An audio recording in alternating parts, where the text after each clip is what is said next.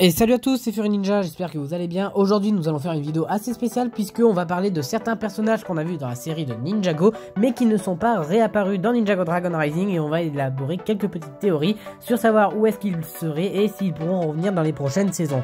Juste avant, je vous invite à liker, partager et commenter, cela me fera très plaisir. En plus on approche petit à petit des 2000 abonnés, pour cela je vous remercie énormément. Avant de commencer, je vous laisse avec le générique.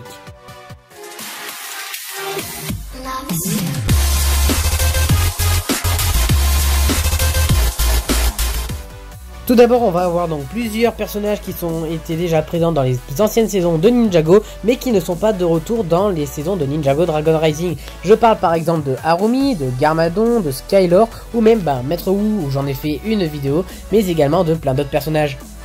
Donc dans cette vidéo, on va plutôt parler des personnages assez principaux dans la série Ninjago qui pourraient revenir ou non dans Dragon Rising, donc par exemple Skylor, Garmadon, Misako, etc. Mais dans une prochaine vidéo, on pourra parler donc de personnages secondaires comme Team le Toke, Confiance ou même Akita. Et je pense que ça pourra faire un bon sujet de vidéo. Et maintenant, commençons avec le tout premier personnage qui sera pour moi le plus évident. Et oui, comment faire une vidéo Lego Ninjago sans parler de Lord Garmadon et une théorie s'il revient ou non dans Dragon Rising.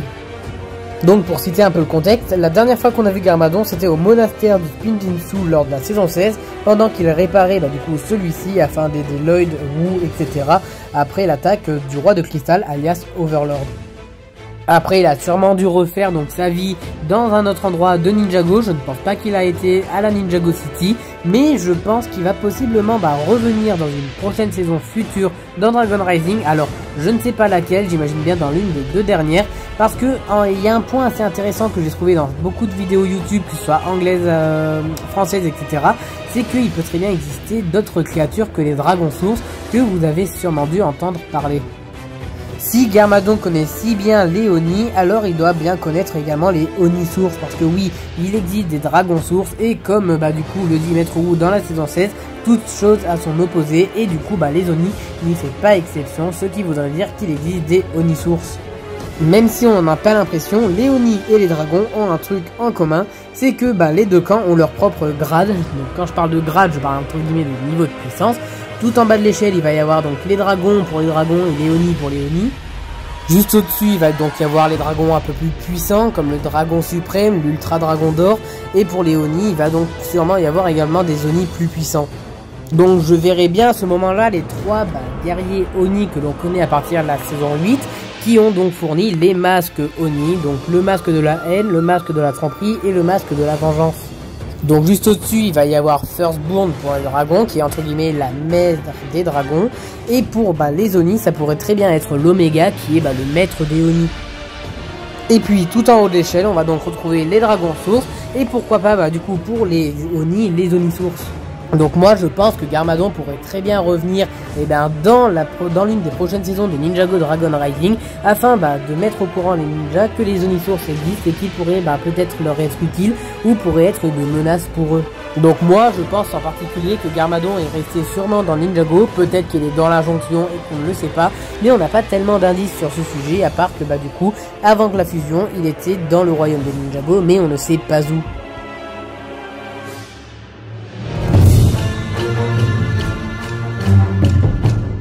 Je pense qu'il est assez intéressant de parler de Skylor dans cette saison, puisque c'est une des plus grandes alliées des ninjas depuis la saison 4, lorsqu'on la connaît au moment du tournoi des éléments, et qui leur a quand même beaucoup été utile dans certains cas, notamment pour conserver Nya sous sa forme énergie d'eau lors de la saison 16, pendant que les ninjas allaient chercher Asphira.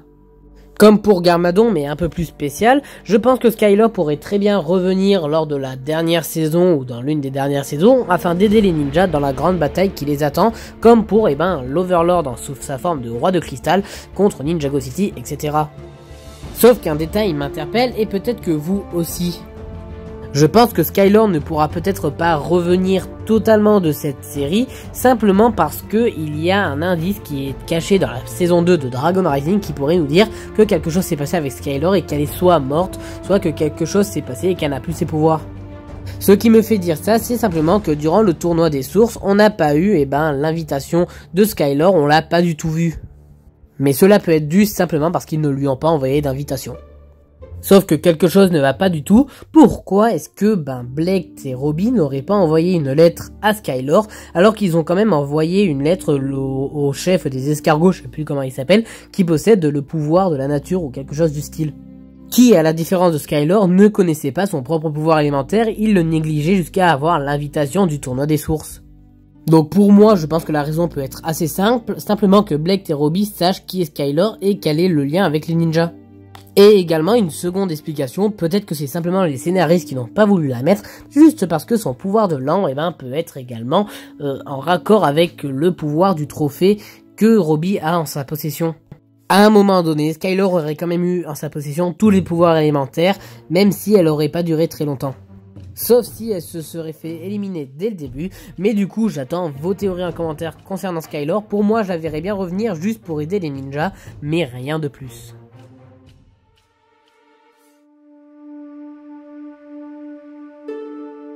Misako est sûrement l'une des personnes qui aident énormément les ninjas, et je dirais même la plus. Elle les a aidés face à l'Overlord sur l'île des Ténèbres, elle les a aidés à Nadakan, elle les a aidés une deuxième fois contre l'Overlord durant le Roi de Cristal avec Koanish l'Ancien. Enfin bref, Misako c'est vraiment une bibliothèque sur pattes.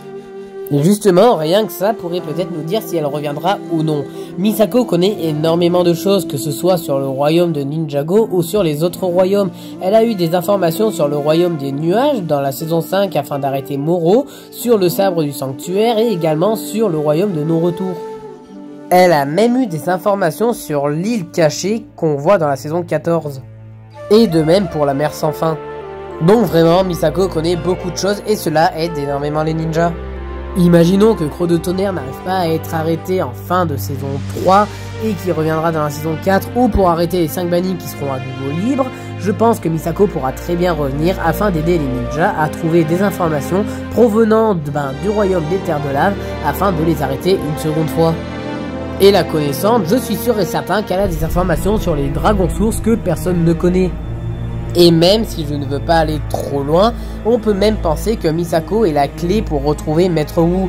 Peut-être qu'elle sait même où il est caché, pourquoi est-ce qu'elle est sous cette forme fantomatique. Enfin bref, toutes les possibilités sont possibles. Pour moi, ce qui est sûr, c'est que Misako va revenir dans une prochaine saison de Ninjago Dragon Riding afin d'aider les ninjas et pourquoi pas retrouver Maître Wu afin que tout le monde soit réuni et que la fusion soit inversée.